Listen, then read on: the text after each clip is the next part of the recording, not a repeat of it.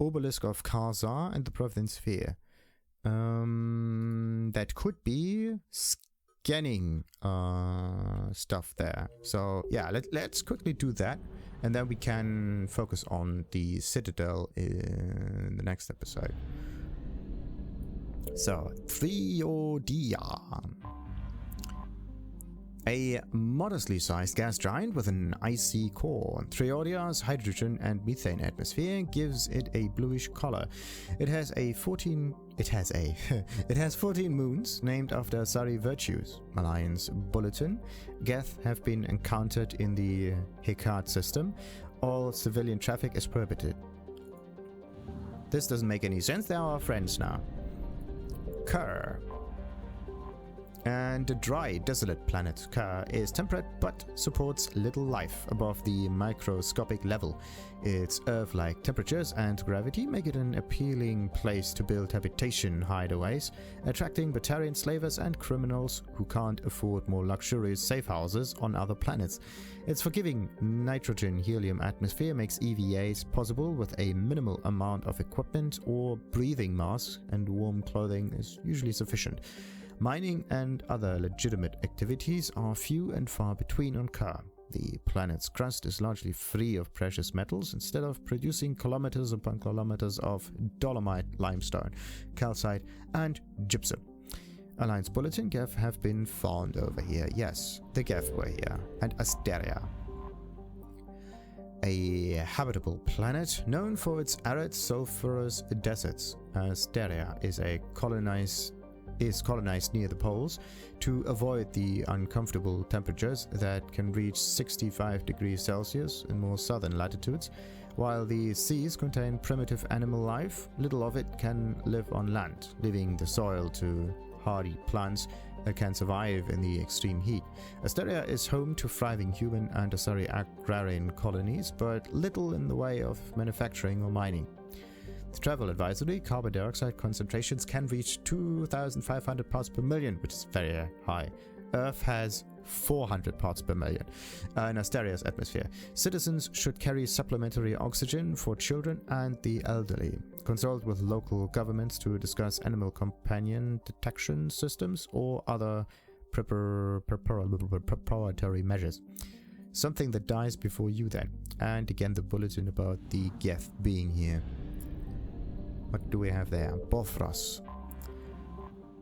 A rock and ice planet. Bofros is home to a scientific curiosity. Evidence of a primate-like spacefaring civilization was found frozen in its equatorial ice, ranging from melted fragments to metal to preserved remains of the creatures still wearing suits for extravehicular activity. Further exploration revealed that their habitation centers were vaporized by orbital bombardments from railgun-like weapons, hitting with a force of approximately 120 kilotons of TNT. Only those that fled or happened to be away from the habitats were preserved in the ice, where they died of asphyxiation. This unknown species did not come from Asteria, but scientific teams are looking for evidence that they visited there. It is difficult to believe they would colonize a frozen rock like Bofros and ignore a lush garden world. Their world of origin is also a mystery. Also there's the Geth. So they got killed in here and then they froze down. Or maybe they were hunted here and they tried to escape. That might be a decent enough reason. Oh boy, and the Reapers are coming. So let's get the scanner for this one. Still not. Still not. Still not. There. Now what do we get? And Alliance Frigate Hong Kong. Perfect. And a fifth fleet. Good. So it's at 50%. That means either there. Okay, so this is where the other 50% is, and we are going to another system now. Let's go for Sheol. Let's go all the way over there, and let's get the longest route. Nice.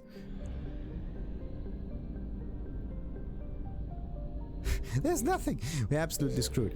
Gay Hinnom. A nearly atmospheric atmosphere-less. Okay, again. A nearly atmosphere-less, tidally locked planet orbiting a red dwarf star. Gay Hinnom was the first place human explorers discovered a dedicated Prothean burial ground. Okay. While a few sites were saved for posterity, Eldfell Ashland Mining successfully lobbied to scout the rest of the planet for Element Zero and soon was embroiled in a scandal. Mining teams were looting grave sites, searching for ESO and other treasures, and many got rich of the so-called cemetery business. While EAM, Eldfell Ashland Mining officially brought a stop to the looting, its mining teams remain on the planet prospecting the unclaimed territory and taking their ore to the Pamyat System for refining. Travel advisory. Armed conflicts have broken out between miners and scientists staking claims to Prothean ruins. Visitors are advised to employ security while exploring unknown regions of the planet. And because there's nothing else in here... Did I just do this twice? Let's hope not.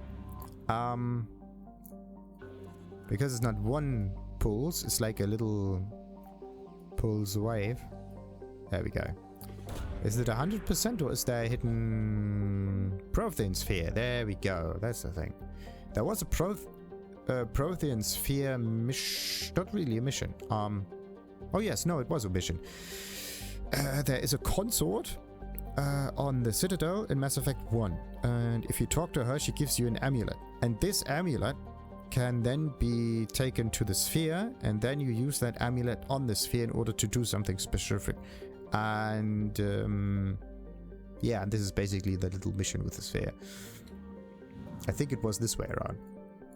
But yeah, let's go to Pamyat. I am running out of fuel. So, let's get this one.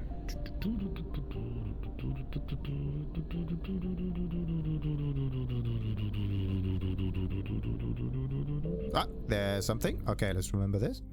But it didn't have a name. There's Volkov. A dwarf planet, Volkov, has a thick atmosphere of nitrogen and krypton. Home to a thriving iridium mining community, Volkov's reputation is summed up as rich but dangerous. Pirates often lurk behind Volkov's two moonlets, Zeneviva and Alena, and cripple freighters leaving the atmosphere. To make matters worse, Volkov sits in the Charzov belt, a field of asteroids and other small bodies, which leads to frequent meteor strikes on the planet. Meteor-related casualties remain rare, but on Volkov, the chance of such a death are high enough that they are factored into insurance premiums. Oh boy. It's very likely that you get shot. You should pay for that. Dobrovolski.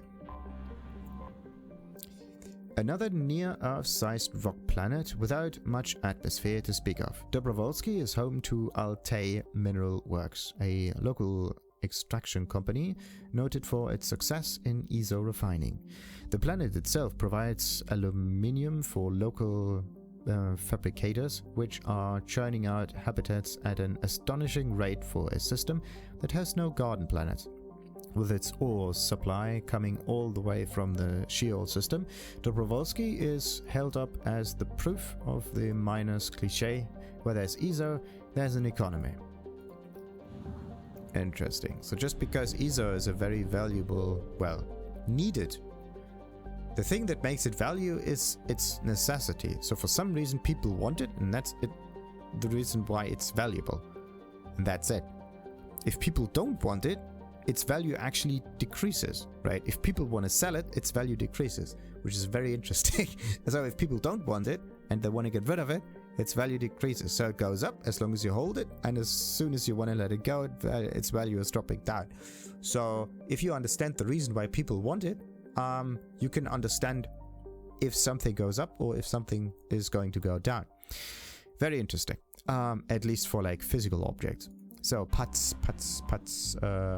Patsayev, a rock planet encased in frozen oceans. Patsayev was notable for the largest written message ever created by a human being.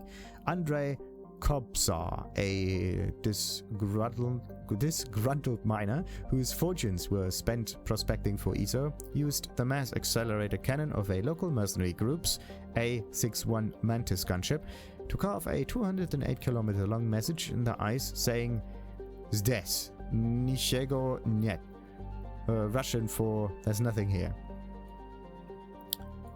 The message used to be visible from low orbit. Ironically, the message itself appears to have been melted away by another determined individual with heavy equipment, and now truly there's nothing there. Okay, so did they just melt it away, or maybe they just wanted to figure out what's behind that message? And Komarov. First charted by the Asari but colonized by humans, the Pamyat System is home to Komarov on an Earth side. Oh, come on. First charted by the Asari but colonized by humans, the Pamyat System is home to the Komarov. First charted by the Asari but colonized by humans, the Pamyat System is home to Komarov, an Earth-sized body near the star. It has little atmosphere to speak of, but this has not stopped exploration by robo-miners who have recovered iridium from the planet's crust.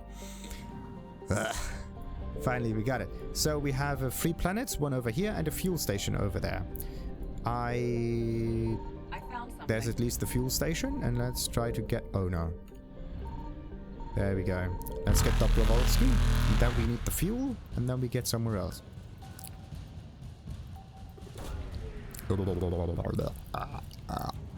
Alliance Frigate Leipzig. What? Yo, that's interesting. Why not dressed? Come on. Right around the corner. Why must it be Leipzig? That's so weird. Reapers eluded. We got Leipzig. The reason why I'm so surprised about it is because Leipzig is just a few kilometers away from me. Like, it's weird. Trident. A human-dominated world with over 95% of its surface covered by salt water. Trident is home to a dazzling array of life. The oceans are filled with creatures ranging from tiny bivalves to mammoths, vertebrates unequaled even by Earth's whales and ichthyosaurs. Small archipelagos create what little land there is, and its valuable real estate is fought over constantly. Underwater extraction operations have recovered a number of valuable minerals from the ocean floor, including iridium, uranium, and dust form element 0. A largely lawless world, Trident is home to a rogue gallery of unethical corporations, exploiting the resources of the planet, and actual rogues, criminals, slavers, and mercenaries working in the shadows. Travel advisory. Due to extreme weather conditions, all traffic to the surface is grounded. Trident Spaceport Control predicts this condition will persist until the end of hurricane season. So they are lucky because there's weather in here. Macaira. Macarena. A small rock planet, Macaira's thin atmosphere and high albedo keeps it from being much hotter than it is. The crust is high in sodium oxide, giving the planet a whitish tinge. And Kopis. Macaira's largest moon, Kopis, is a desolate place with an extremely thin atmosphere. Its crust is largely silicate-based and there are no signs of water. Like its parent planet, its high albedo keeps it from being a total inferno, and when occluded by Macaira, its temperature can be nearly tolerable. Its low gravity can easily be countered by a vehicular or personal mass effect field for comfortable exploration. And Talaria. A rock with all traces of atmosphere burned away. Talaria orbits the star Hoplos at a blistering pace. Every 36 days, though tidally locked, even its twilight belt and shaded side are too barren to support life. With so many resources on its sister planet Trident, Talaria has largely been ignored by the galactic surveying community. So they just focus on one planet, another one being nearby, and they're like, well, and Aegis, boah, that's huge. Nice rings.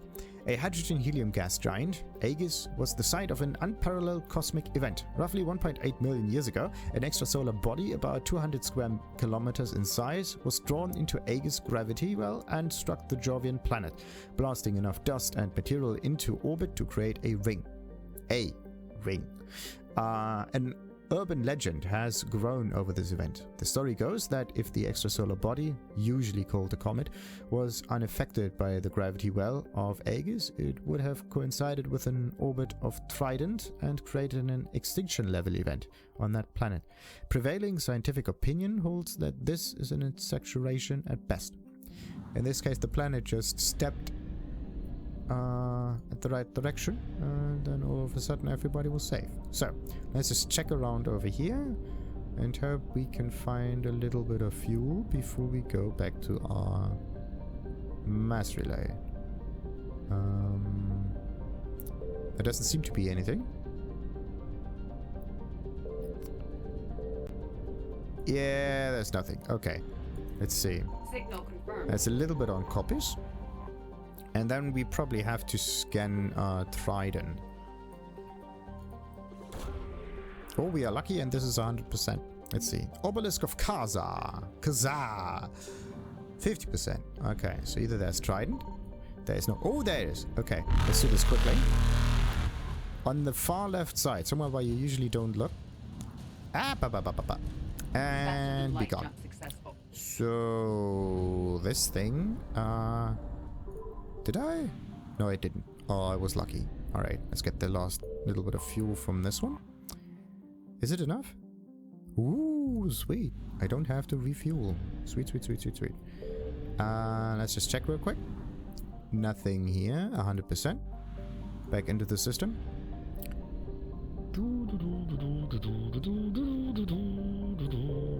We can finish missions on the Citadel. That's amazing. So, meet the Asari counselor, visit Anderson's apartment. Oh! I haven't seen Said yet. Something to keep in mind. So, the Krogan DMC also had a little bit of fuel, I think.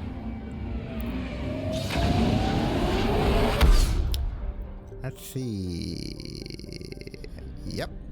A little closer than... Why? Why do I even try? So we are at 100% fuel. There's no reason for it.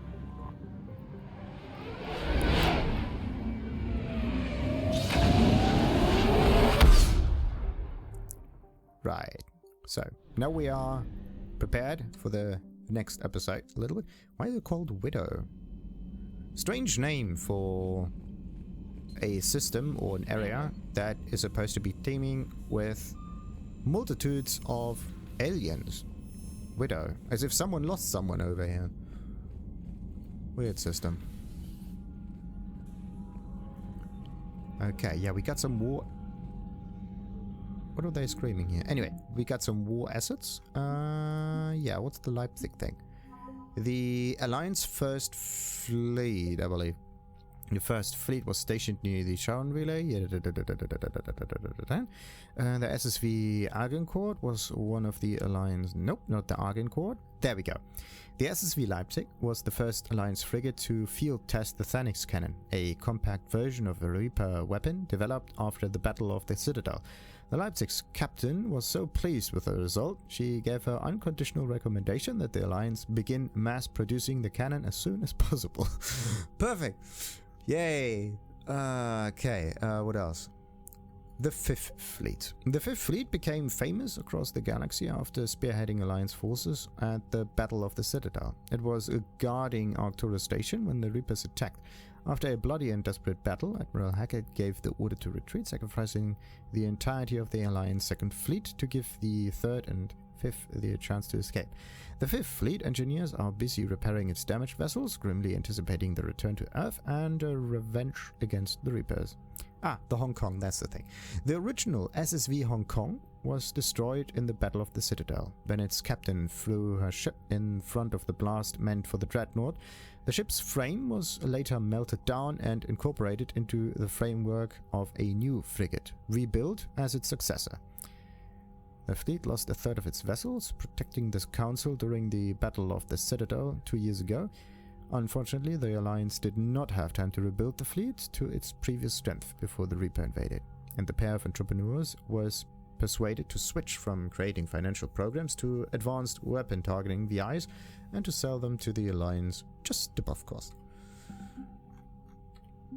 I think it was the Solarians, wasn't it? Yeah. Anyway. So, I always get stuck at that corner. This ship is pretty round. It doesn't even have that many corners. So I'm getting stuck at the roundabout. A corner that's not really a corner, but something round. Can it be called a corner? So, we got ourselves a lot of those thingies done for. Nimbus cluster. Wait.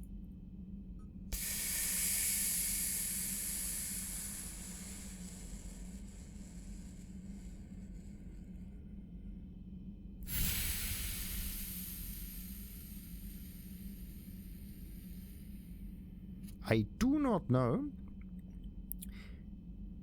if I got the Library of Ashar, because the text in here doesn't say if I got it or not. A refugee suggested to locate the sphere and inform the man on the net. Yeah, it's general text. It tells you what you have to do from the beginning, but it doesn't tell you about the state of the mission. So you could have that already, and I think I got it because Nimbus Cluster was there so many times. I just don't know if I got the thing or not. Anyway, sometimes you just get it and you can't finish the mission. And sometimes, yeah, some new system gets opened up. So what do we have here? Fall of Earth? No. Or is it? The Reaper took Earth in a matter of hours. Alliance, the Reaper bypassed the 6th and 7th flank. The Arcturus station? Nope, this was already there. Desperate measures. Faced with utter annihilation, military planners have considered extreme solutions in their quest to stop the Reapers. The two most plausible are the destruction of mass relays and the use of starships as suicide weapons. Are you mental? Destroying a mass relay to stop the Reapers' advance is infeasible, although it has recently been proven that mass relays can be destroyed with an asteroid. A ruptured relay liberates enough energy to ruin any terrestrial world in the relay solar system. It would take too long to evacuate the millions or billions of people living near each relay, and the Council is unwilling to sacrifice that many lives when combat stands a chance of saving them. Even if a guard world were to survive the relay's destruction, the Reapers have infinite patience. They traveled out of dark space using conventional FTL travel. Within the galaxy is not an insurmountable barrier. Maybe I have to read this in a different way. They traveled out of dark space using conventional FTL. Travel within the galaxy is not an insurmountable barrier. I think you have to read FTL multiple times. So, meanwhile, starships are too costly to be used as projectiles. Given that it would take many collisions to seriously harm a Reaper, some armchair admirals suggest that a single starship traveling faster than light could obliterate a Reaper capital ship. But all ships based on Mass Effect technology possess hardwired safety features to prevent FTL collisions. If a ship's FTL plotter finds a significant object in the path of a planned jump, the FTL drive refuses to fire in the first place. This is not a perfect safety feature. The sensors can only scan for objects within a reasonable distance at light speed, and a navigator must plot the rest of the course. But it is so inherent to the FTL warm-up process that removing it is near impossible. Cynical intelligence analysts note that the secret of Mass Effect technology, including that safety system, has always been attributed to the Protheans, just as the mass relays were. Ha! Yeah, look at that. So the Reapers have a safety system installed in FTL because this would be the only thing making them get destroyed. It's like a buzzsaw that just shreds everything in its path. Also, this exact scene happened in Star Wars, the new thing, with Kylo Ren. And this is where they had some FTL jump destruction happening. And this was amazing. Really cool effect. So, yeah, that was that. So the Protheans got their technology and the mass effect. They did make the mass stuff. They just used it as well. So the mass relays were coming from the Reapers, and maybe even the mass effect itself was given by the Reapers. Very interestingly, because they are large creatures and they need to utilize the mass in order for this whole thing to work. It's very interesting. Who actually figured out the mass effect stuff on their own?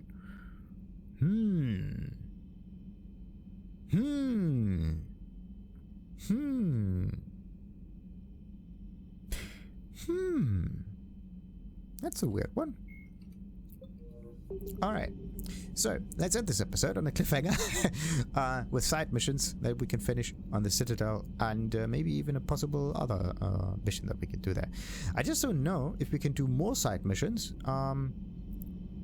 Like if we have to talk with any other crewmates also. Like how far can you, or how long can you wait, and how far can you take that side mission before it disappears? Before like a main mission just takes priority, like the that's not the one. There. Like this one here. This is a priority mission that could bring us forward in the story, and otherwise we have side mission, side mission, side mission, side mission, side mission, side mission, side mission, side mission.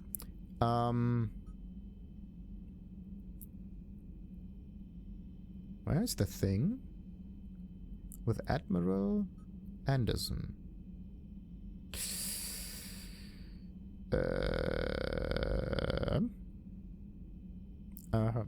It should be something called Citadel.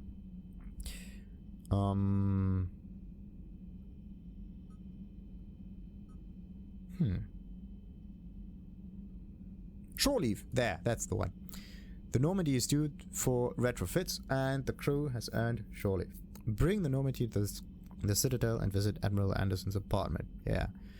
The thing is, we could finish everything else, and the shore leave is actually... I mean, we have finished all of the other side missions, so there should not be anything else that we can do. I'm just thinking, where's Zaid? That dude's missing. We found pretty much everyone else. Even Kasumi made a little bit of an appearance. But Zaid? I don't know. Well, we actually got this guy. Alright. Let's end the episode. As I said on the cliffhanger, like and subscribe, and ta-ta.